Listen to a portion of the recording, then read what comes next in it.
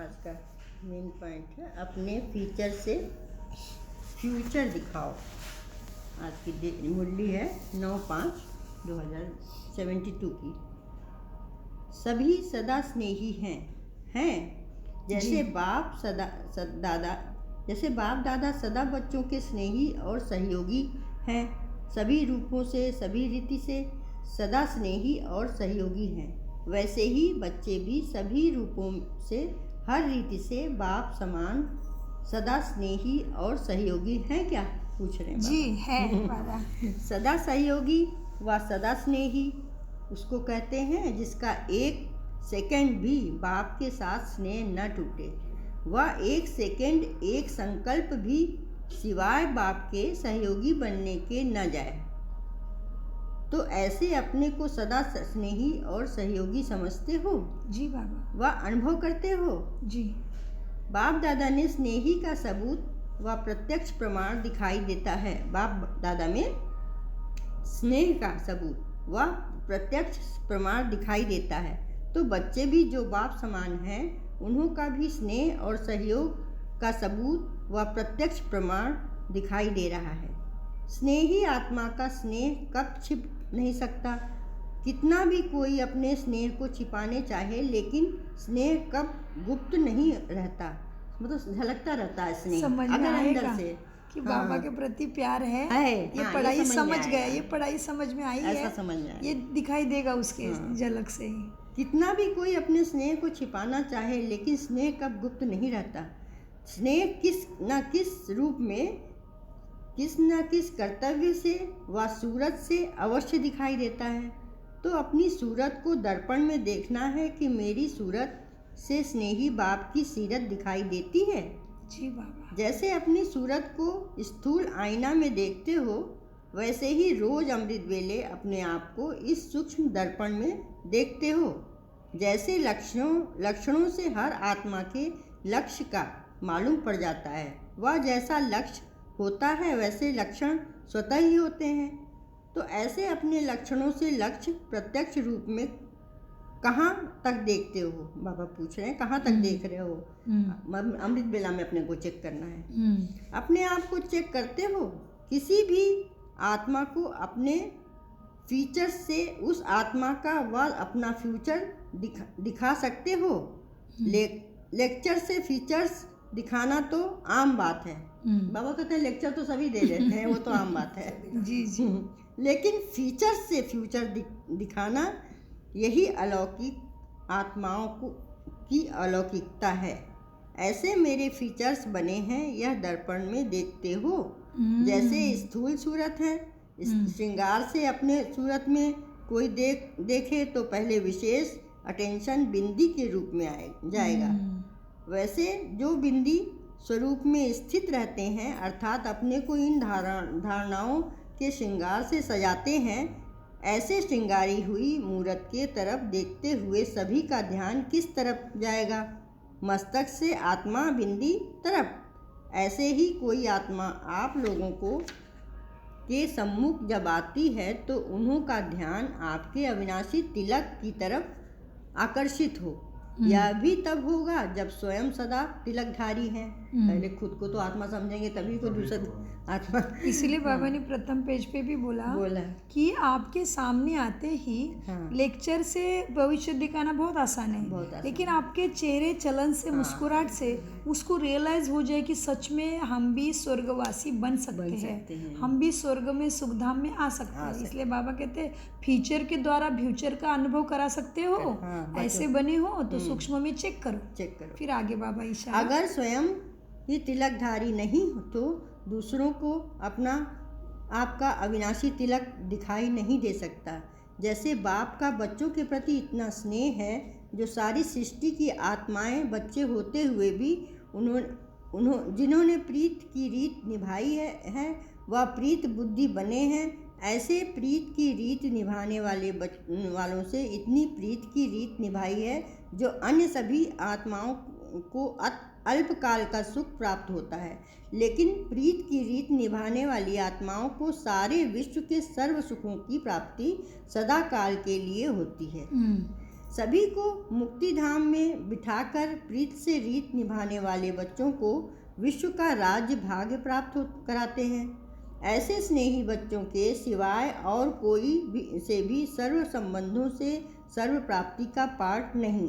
ऐसे प्रीत निभाने वाले बच्चों के दिन रात गुणगान करते हैं, जिससे अति स्नेह होता है। जिसका जिससे स्नेह होता है तो उससे उसका गुणगान तो होता ही है ना हमेशा। हाँ, वो ऐसा है, वो ऐसा है, वैसा स्तुति करते थकते ही नहीं, करते हैं, उसे स्नेह है। हाँ, जिससे अति स्नेह होता है तो उससे स्नेह के लिए सभी को किनारे के कर सभी कुछ उनके अर्पण करते हैं। यह है स्नेह का सबूत। तो सदा स्नेही और सहयोगी बच्चों के सिवाय अन्य सभी आत्माओं को मुक्ति धाम में किनारे कर देते हैं। तो ऐसे बाप स्नेह का प्रत्यक्ष सबूत दिखा रहे हैं। ऐसे अपने बाप से पूछो। सर्व संबंध सर्व आकर्षण करने वाली वस्तुओं को अपनी बुद्धि से किनारे किया है। सर्व रूपों से सर्व संबंधों से हम हर रीति से सभी कुछ बाप के अर्पण किया है। सिवाय बाप के कर्तव्य के एक सेकंड भी कोई व्यर्थ कार्य में अपना सहयोग तो नहीं देते हो। अगर स्नेह अर्थात योग है तो सहयोग भी है। जहाँ योग है वहाँ सहयोग है। एक बाप से ही योग है तो सहयोग भी एक के साथ ही है। योगी अर्थात सहयोगी दोनों। तो सहयोग से योग को देख सकते हो, योग से सहयोग को देख सकते हो। एक दूसरे के पूरक हैं योग और सहयोग। अगर योगी हो तभी ऑटोमेटिकली भगवान के सहयोगी हो गए और उतने उच्च भाग्य के अधिकारी हो गए। हाँ। इसीलिए बाबा ने कहा अगर कोई भी व्यर्थ कर्म में सहयोगी बनते हो तो बाप के सदा सहयोगी हुए। जो पहला वायदा किया हुआ है उसको सदा स्मृति में रखते हुए हर कर्म करते हो कि भक्तों मुहाफिक कहाँ बच्चे भी बाप से ठगी तो नहीं करते। भक्ति में ये होता है ना, कभी इनका कभी उनका जैसे पूजा पाठ करते हैं। बोलेंगे हम तेरे चरणों का दास। हाँ, लेकिन बनते नहीं है। ऐसे ठगी हो गया ना। भगवान से एक है, करते कुछ है, मन में कुछ और होता है। मुंह से चाहे जो बोले पर मन से नहीं होता है। हाँ, भक्तों को कहते हैं ना भक्त ठगत है। तो आप लोग भी ठगत तो नहीं बनते हो? नहीं बाबा। अगर तेरे नहीं बाबा, आप में ही केवल विश्वास है पूरा नहीं ठगते। हाँ, अगर तेरे को मेरा समझ काम में लगाते हो तो ठगत हुए ना। कहना एक और करना दूसरा, इसको क्या कहा जाता है? कहते तो यही हो ना कि तन मन धन सब तेरा। सब जब तेरा हो गया फिर आपका उस पर अपना अधिकार कहाँ से आया? जब अधिकार नहीं तो उसको अपनी मनमत से काम में कैसे लगा सकते हो? संकल्प को, समय को, श्वास को, ज्ञान धन को, स्थूल तन को अगर कोई भी एक खजाने की मनमत से व्यर्थ भी गंवाते हो तो ठगत हुए नहीं हुए हैं।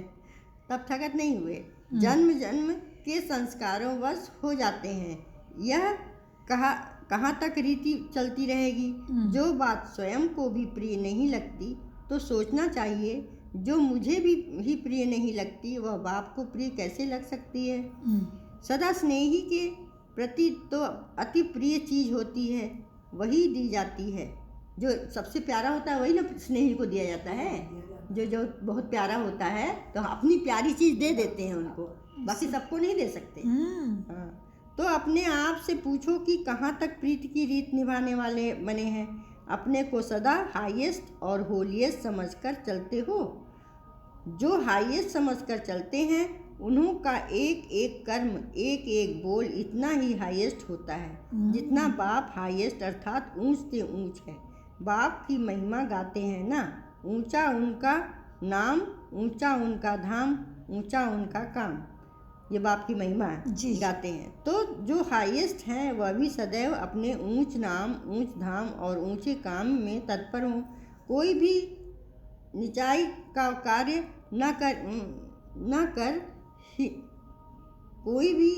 का कार्य कर ही नहीं सकते हैं। जैसे महान आत्मा जो बनते हैं वह कभी भी किसी के आगे झुकते नहीं हैं।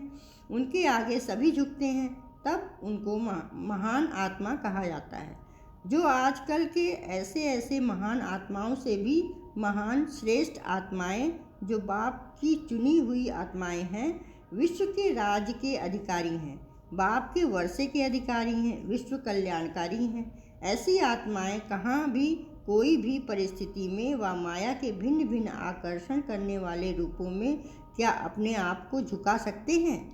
आजकल के कहलाने वाले महात्माओं ने तो आप महान आत्माओं की कॉपी की है, तो ऐसी श्रेष्ठ आत्माएं कहाँ भी किसी भी रीति झुक नहीं सकती। वे झुकाने वाले हैं, न कि झुकने वाले। कैसा भी माया का फोर्स हो, लेकिन झुक नहीं सकते। ऐसे माया को सदा झुकाने वाले बने हो कि कहाँ कहाँ झुक करके भी देखते हो। जब अभी से ही सदा झुकाने की स्थिति में स्थित रहेंगे, ऐसे श्रेष्ठ संस्कार अपने में भरेंगे, तब तो ऐसे हाईएस्ट पद को प्राप्त करेंगे जो सतयुग में प्रजा समान से झुकेगी और द्वापर में भिखारी हो झुकेगी। क्योंकि देवी देवता को पूजा करके मांगना शुरू कर दिया। मांगने वाले को भिखारी कहते हैं। जी। आप लोगों के यादगारों के आगे भक्त भी झुकते रहते हैं।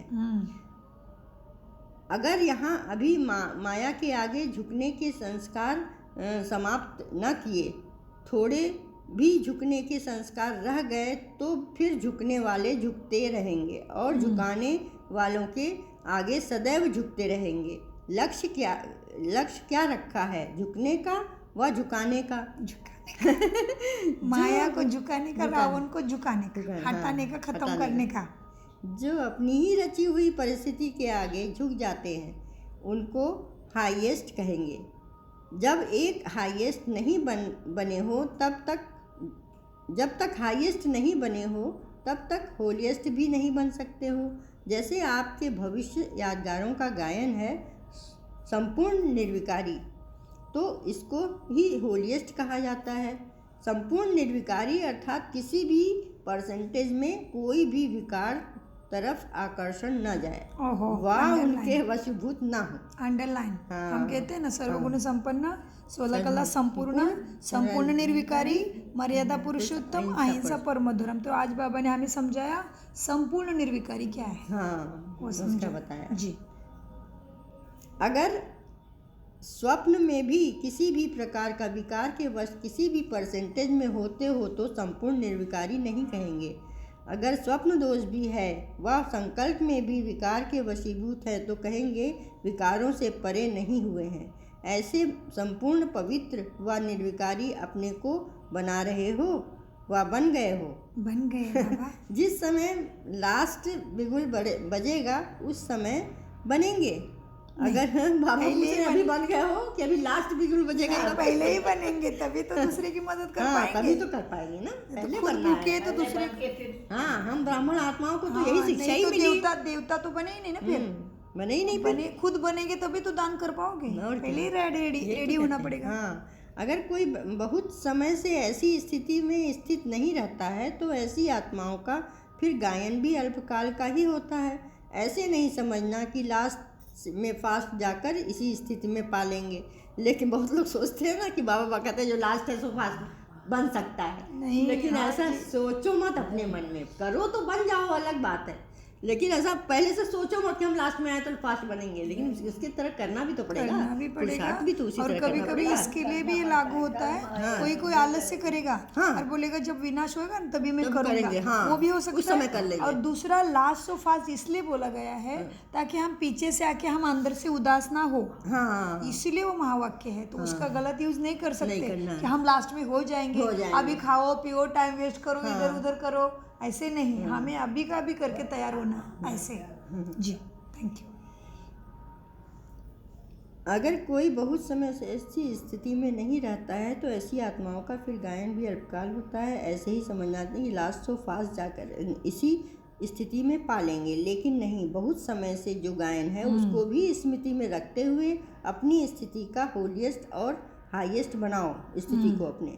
कोई भी संकल्प व कर्म करते हो तो पहले चेक करो कि जैसा ऊंचा नाम है वैसा ऊंचा काम है। अगर नाम ऊंचा और काम नीचा तो क्या होगा? अपने नाम को बदनाम करते हो। ऐसे में तो अपने नाम को बदनाम करते हो ना।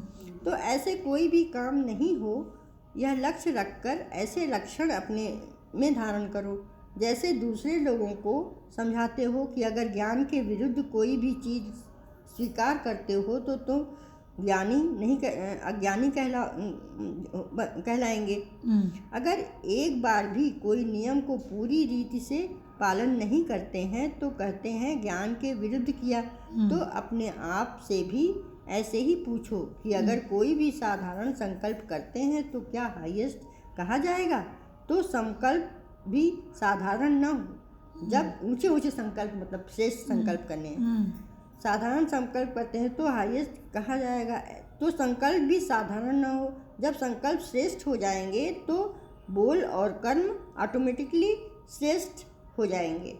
ऐसे अपने को होलिएस्ट और हाईएस्ट संपूर्ण निर्विकारी बनाओ। विकार का नाम निशान न हो। जब नाम निशान हो नहीं तो फिर काम कैसे होगा? जैसे भविष्य में विकार का नाम निशान नहीं होता है, ऐसे ही हाईएस्ट और होलिएस्ट अभी से बनाओ, तब अनेक जन्म चलते रहेंगे। अच्छा, ऐसे ऊंचा नाम और ऊंचे काम करने वालों को बाबा का नमस्ते। हम रूहानी बच्चों की रूहानी बाप दादा को याद, प्यार, गुड मॉर्निंग और नमस्ते प्यारे बाबा, नमस्ते। हम हैं सद्बुद्धि से सब कुछ समझते, धारण करते और कराते।